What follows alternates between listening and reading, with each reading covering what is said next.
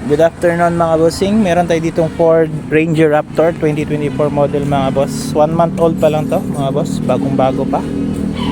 So nagpakabit si client ng ating Pia Superior Bass Horn. Ito siya. So Pia Superior Bass Horn is yung parang buo yung kanyang tunog. Ito lang kasi may 330 Hz tsaka 400 Hz combined na frequency.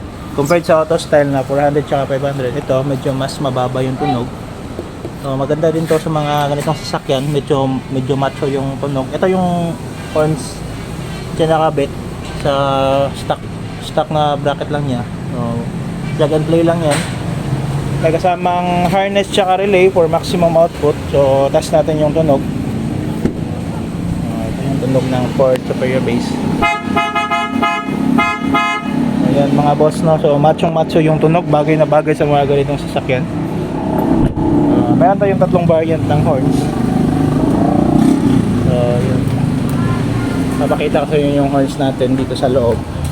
Pero visit lang sa shop mga boss ha, kung gusto nyo magpalagay ng mga ganitong horns. Meron tayong iba't ibang services offer dito. Meron pa rin tayong mga headlight tsaka fog lights upgrades. Ito, post nyo na lang para makita nyo. Open tayo man dito Sunday.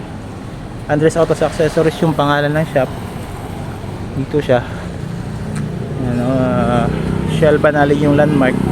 Along the highway lang mga boss. Kitang kita nyo lang yan. So visit sa shop mga boss para makita nyo yung mga service offer natin mga boss ha. So yun lang po. Peace!